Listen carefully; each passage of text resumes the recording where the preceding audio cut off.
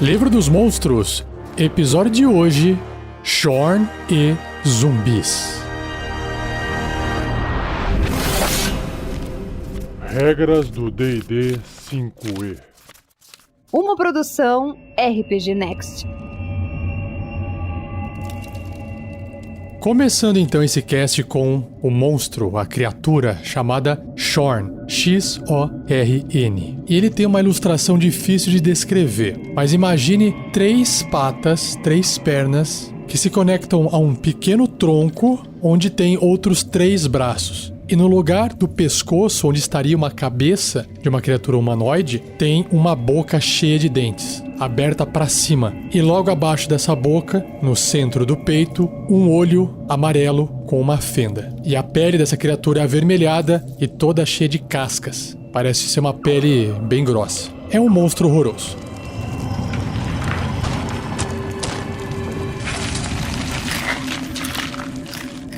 Shorn. Criaturas bizarras nativas do plano elemental da Terra, os Shorns farejam gemas e metais preciosos. Então escavam através da terra e rochas para consumir esses tesouros. No plano material, os Shorns devem ir bem profundamente no subterrâneo para se sustentarem, tornando-se agressivos contra mineiros e caçadores de tesouros quando os valiosos minerais de suas dietas se tornam escassos. A origem sobrenatural do Shorn é sugerida por seu corpo, que é extraordinariamente pesado, e por sua grande e poderosa boca localizada no topo de sua cabeça. Seus 3 longos braços são todos dotados de garras afiadas, e seus 3 grandes olhos pétreos, achatados, vêm em todas as grandes direções. Então, como ele tem 3 braços e 3 pernas, ele tem 3 lados. Então tem um olho para cada lado.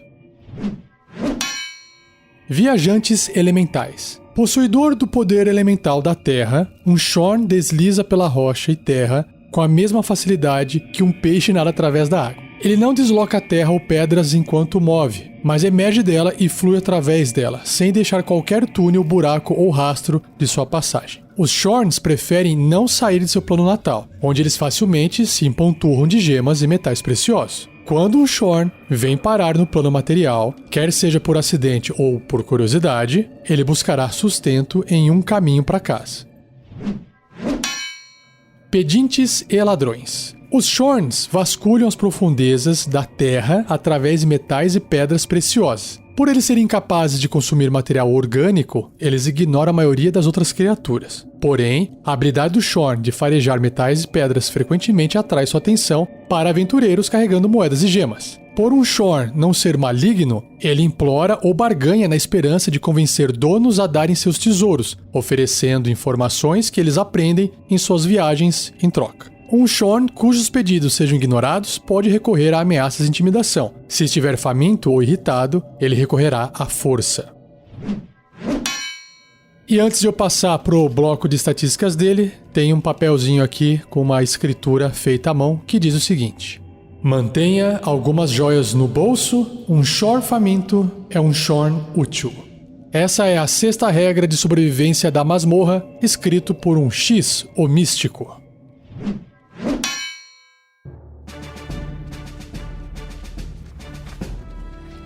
Então o Shorn é um elemental de tamanho médio, de tendência neutra, alinhamento neutro. Sua classe de armadura é 19, uma armadura natural, feita de pedra, né? Pontos de vida 73, deslocamento 6 metros, 20 pés, e escavação também 6 metros, 20 pés. Em atributos ele tem força 17, bem forte, destreza 10, a média de um ser humano, constituição 22, super alta.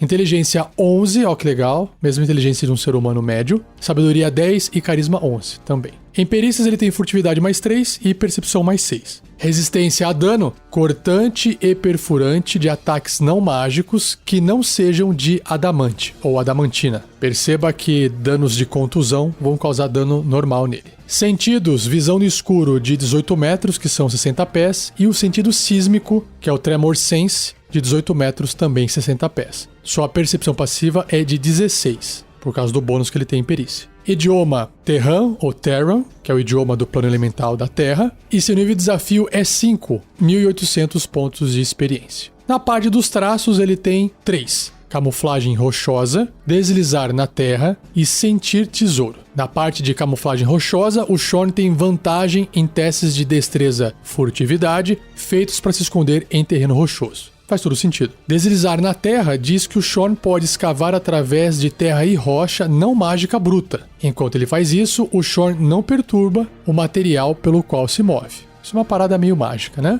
E o último traço, que é o sentir tesouro, o Shorn pode localizar precisamente, através do faro, metais e pedras preciosas, como moedas e gemas, a até 18 metros dele, 60 pés. E por fim, as ações, ele tem 3. Ataques múltiplos, garras e mordida. Ataques múltiplos diz que o Shorn realiza 3 ataques de garra e 1 ataque de mordida. Ou seja, ele usa os 3 bracinhos que ele tem e mais a mordida. Garras e mordida são ambos ataques corpo a corpo com arma, mais 6 para atingir, alcance 1,5 m um alvo adjacente, né? Se a garra acertar, causa 6 ou 1d6 mais 3 de dano cortante, e se a mordida acertar, 13 ou 3d6 mais 3 de dano perfurante. Então a mordida é muito mais forte.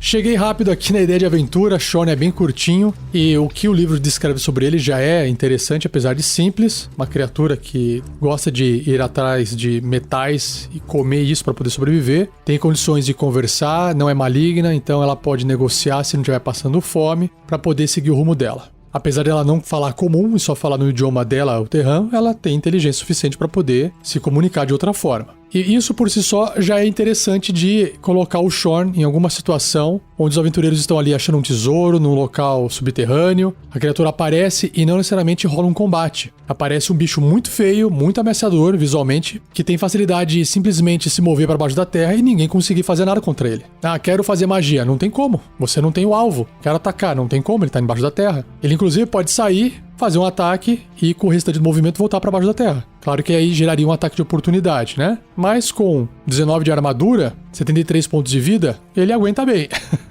Então perceba que o combate não é o mais interessante de ser realizado com o Shorn, apesar de ter várias formas de você fazer o combate ficar legal. Mas descrevendo um pouco mais aqui, eu vou tentar pirar um pouco a cabeça e vou trazer a seguinte ideia. Os aventureiros foram capturados. Sempre a ideia de ser capturado. Por quê? Porque você coloca o aventureiro numa situação em que ele não tem controle. E eles estão, sei lá, ali numa arena de Duergars, aqueles anões malignos que vivem embaixo da terra e crescem lá. E aí esses anões malignos, eles prenderam esses Shorns que eles encontraram, que escaparam, apareceram de alguma forma ali no plano material. E esses Shorn estão famintos, eles estão presos e estão privados de comer por um bom tempo.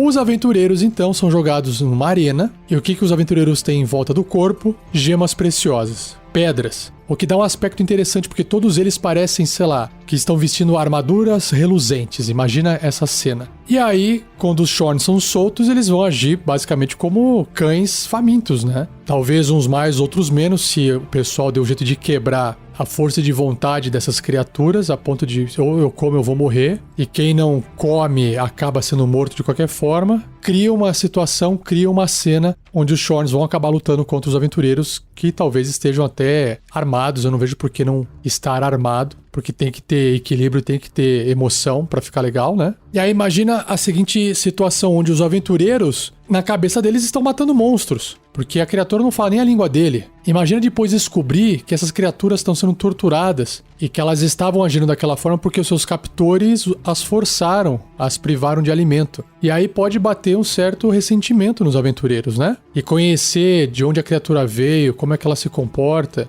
que não adianta tentar ir atrás dela, que ela não vai deixar um túnel para você poder escapar. E como é que ela não escapa? Talvez tenha ali na arena, embaixo daquela terra, tem algum tipo de metal que quando ela chega ali ela não consegue passar. Então tem que elaborar um pouco essa cena só para iniciar a aventura. E aí depois que resolver escapar, tentar entender, como é que essas criaturas foram parar ali? Será que dá para salvar elas e levá-las de volta ao plano da Terra, o plano elemental da Terra? E como é que lida com esses captores, esses Duergars debaixo da Terra, que talvez só estejam aproveitando a oportunidade e não queiram fazer mais nenhum mal para nenhum outro local? Vai saber. Pode ser uma one shot, né? A história pode começar e acabar ali numa partida. Bom, essa é a minha ideia que eu tive agora. Se você tiver uma ideia e quiser compartilhar, já sabe, fórum do RPG Next, escreve na postagem, escreve onde é que você tenha ouvido esse áudio. Seja você também um guerreiro ou uma guerreira do bem. Para saber mais, acesse padrim.com.br/rpgnext ou picpay.me/rpgnext.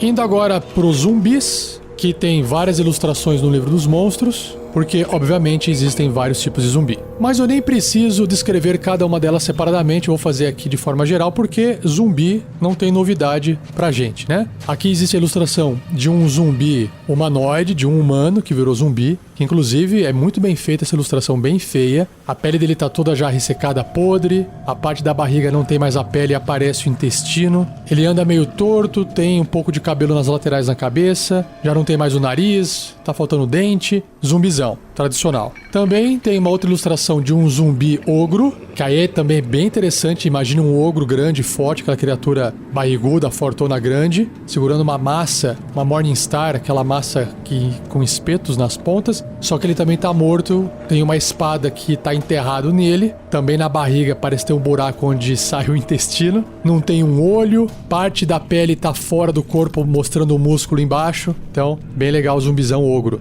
E o último zumbi ilustrado que tem, que também é bem aterrorizante, é o zumbi de um beholder, de um observador. Imagina lá aquela bolinha de carne cheia de olhos, com uma grande boca cheia de dentes, e um grande olho central onde deveria ter uma fenda, agora parece um olho leitoso, um olho de um zumbi, uma criatura que já morreu. Assim como todos os outros olhos pequenininhos que tem na ponta dos seus tentáculos na cabeça, também todos eles leitosos. E a pele toda ressecada, os dentes quebrados, alguns faltando, bem morto-vivo.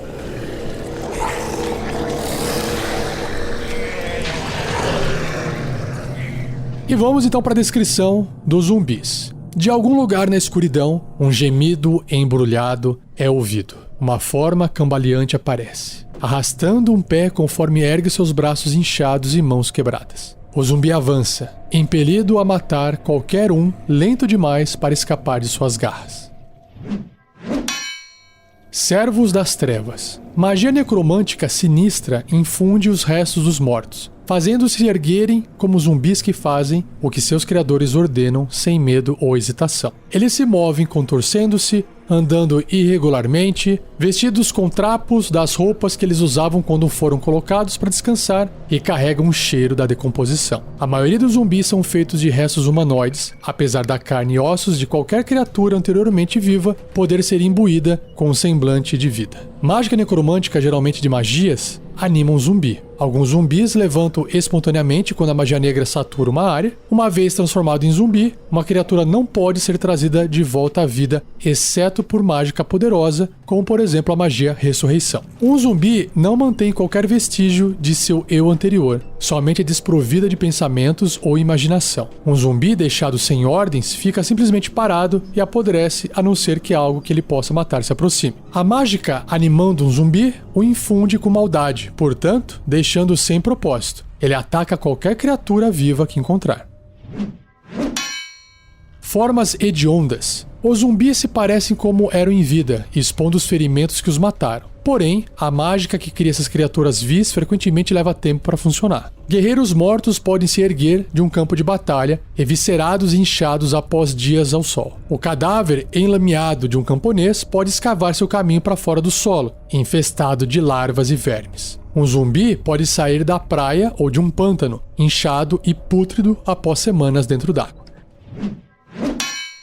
Soldados sem mente. Os zumbis tomam um caminho mais direto a qualquer oponente, incapaz de compreender obstáculos, táticas ou terreno perigoso. Um zumbi pode cambalear por um rio de correnteza forte ao tentar alcançar seus inimigos na outra margem, rastejando até a superfície enquanto se choca contra as rochas e é destruído. Para alcançar um inimigo abaixo dele, um zumbi pode pular para fora de uma janela. Zumbis cambaleiam por meio de incêndios infernais, poças de ácido e através de campos repletos de estrepes sem hesitar. Um zumbi pode seguir ordens simples e distinguir inimigos de amigos, mas suas capacidades de raciocinar é limitada a cambalear em qualquer que seja a direção apontada, esmurrando qualquer inimigo no caminho. Um zumbi armado com uma arma a utiliza, mas um zumbi não irá recuperar uma arma que tenha caído ou outra ferramenta até ser ordenado a fazê-lo.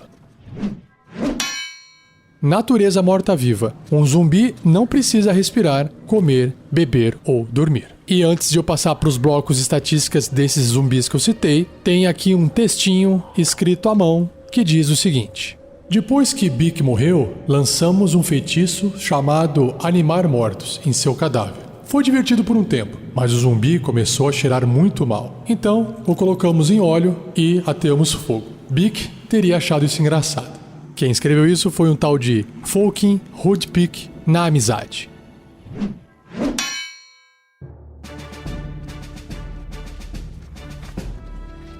Então, começando com o primeiro bloco de estatísticas do zumbi, ele é um morto-vivo médio, neutro e mau. Classe armadura 8, ele é bem lento, fácil de ser acertado. Pontos de vida 22, deslocamento 6 metros ou 20 pés. E aí nos atributos ele tem 13 de força, 6 de destreza, representando que ele é bem lento, constituição 16, inteligência 3, basicamente só instintivo ali, sabedoria 6 e carisma 5. Em testes de resistência, ele tem sabedoria mais 0. Aí se você estiver pensando, peraí, mais 0 é bônus? Não, é porque se não tivesse esse mais 0, seria negativo. Então ficou 0 porque melhorou, tá? Senão seria menos 2. Então ele tem um bônus aí, só que tá zerando, ao invés de ficar negativo. Imunidade a dano de veneno, também não pode ser envenenado, não tem como ficar com a condição de envenenado. Sentidos, ele tem visão no escuro de 18 metros, que são 60 pés, e percepção passiva de 8, que é bem baixa. Idiomas, ele compreende os idiomas que conhecia em vida, mas não pode falar. E seu nível de desafio é 1/4 e concede 50 pontos de XP. Ele tem um traço, que é a fortitude de morto-vivo, que esse traço vai se repetir para todos os outros zumbis, que diz o seguinte, esse é bem legal. Se o dano reduzir o zumbi a 0 ponto de vida, ele pode realizar um teste de resistência de constituição com uma CD, uma dificuldade igual a 5 mais o dano sofrido, a não ser que o dano seja radiante ou um acerto crítico. Se ele tiver sucesso nesse teste, ele cairá a 1 ponto de vida no lugar. Então perceba que existe uma chance desse morto-vivo, ainda mais se estiver recebendo dano baixo,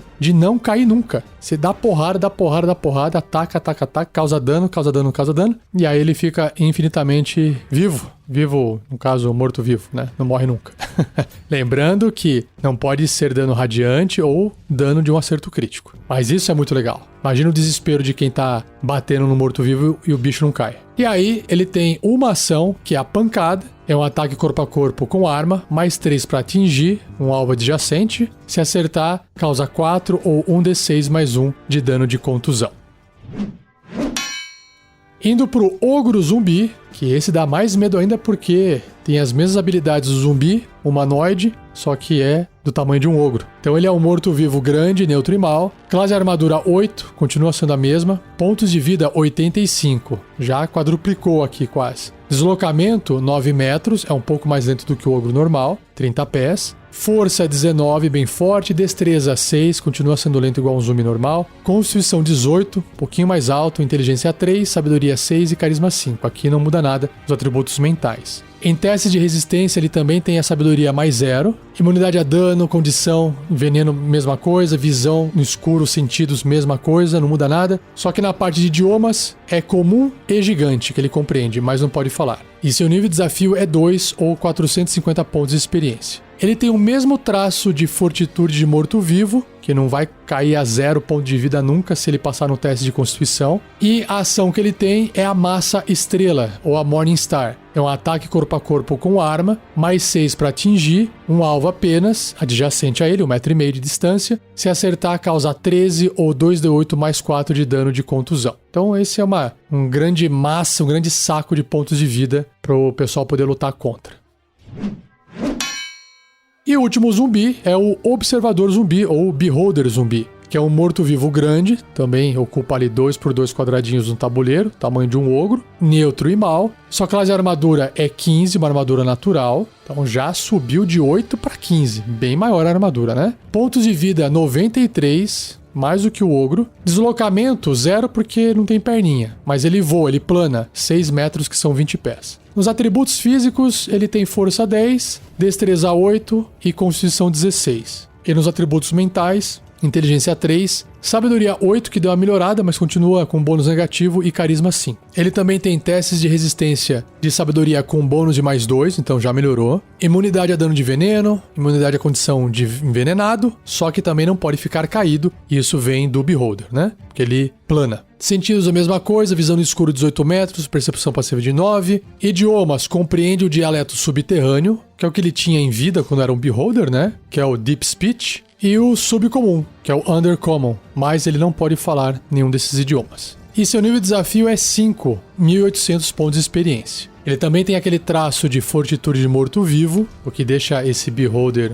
ainda mais aterrorizante. E na parte de ações, aquela maravilha, né? Ele tem a ação de mordida e a ação dos raios oculares, que são 4 tipos de raio. Muito divertido. A mordida é um ataque corpo a corpo com arma, mais 3 para poder atingir, o alcance 1,5 m adjacente, um alvo. Se acertar, causa 14, caramba, ou 4d6 de dano perfurante. A boca é bem grande, né? A ação de raios oculares, o zumbi dispara um raio ocular mágico aleatoriamente, escolhendo um alvo que ele possa ver a até 18 metros dele, 60 pés. Então, um desses raios pode ser o raio paralisante, o raio apavorante, o raio enervante ou o raio desintegrador. Então, primeiro raio, paralisante. A criatura alvo deve ser bem sucedida num teste de resistência de constituição com dificuldade 14 ou ficará paralisada por 1 minuto, o que num combate são 10 rodadas, então já viu. O alvo pode repelir o teste de resistência no final de cada um dos turnos dele, terminando o efeito sobre si com um sucesso, menos mal.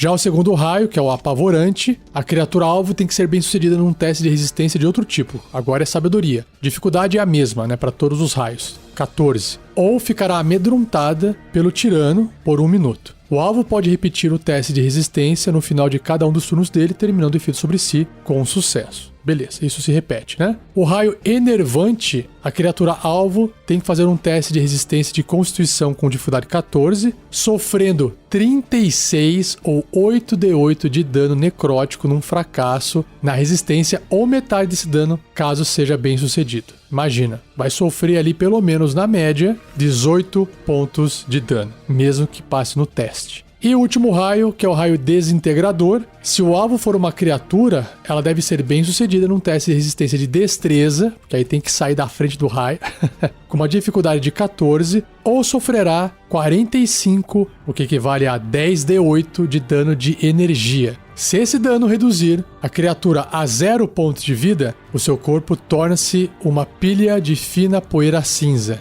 porque foi desintegrado. Caramba, não sobra nada, não tem como ficar lá inconsciente com 0 pontos de vida. Nesse caso, o corpo vira poeira. Agora tem mais um detalhe: se o alvo for um objeto não mágico ou uma criação de energia mágica grande ou menor, ele é desintegrado sem teste de resistência. Se o alvo for um objeto ou uma criação de energia mágica enorme ou maior, o raio desintegra 3 metros cúbicos dele. Tipo, um pedaço só, não é todo o objeto. Muito bom, show de bola.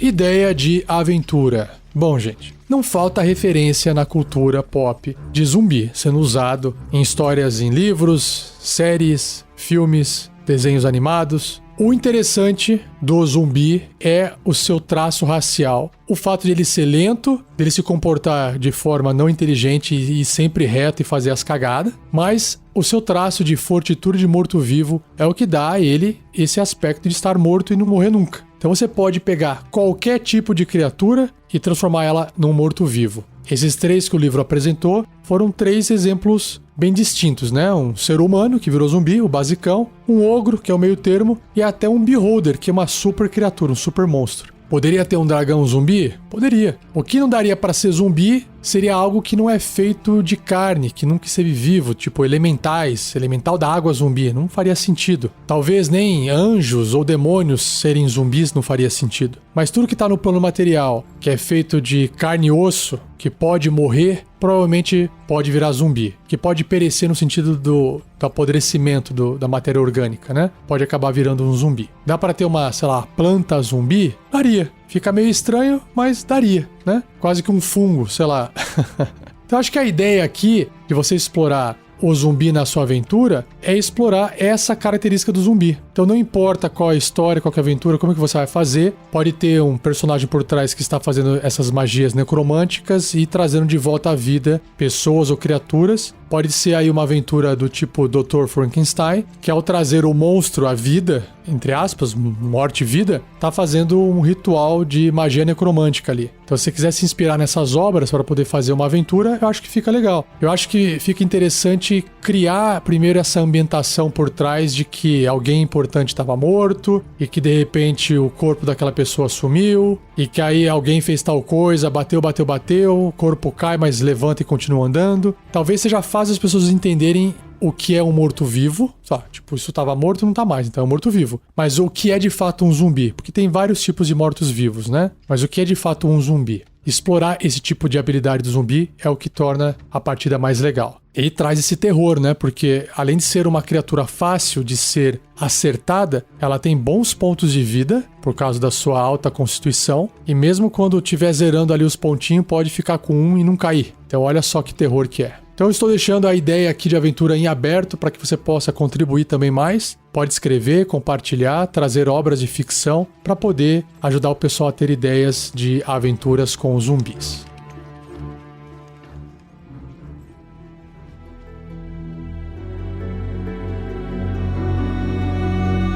E assim eu encerro mais um episódio do Regras do D&D 5e. Espero que você tenha gostado. Deixe o like, curta, compartilhe. Agradeça ao Gleico Vieira Pereira pela edição. E não deixe de comentar com seus amigos, amigas que não conhecem ou não ouvem podcast para procurarem por RPG Next dentro do Spotify. Lá vai ter centenas de programas, inclusive tem o programa separado do Regras do D&D 5e, se você quiser só indicar esse separadamente, ou se quiser indicar o programa inteiro do RPG Next, é só digitar no Spotify que vai aparecer todos os programas. E não perca o próximo episódio, porque sim, o Livro dos Monstros não acabou. O próximo episódio eu vou começar a apresentar para você as criaturas diversas do Apêndice A. São dezenas e dezenas de criaturas diversas, criaturas inspiradas na vida real, que eu explico melhor no próximo episódio para você como é que eu vou passar por elas. Beleza? Então é isso, um abraço e até o próximo episódio.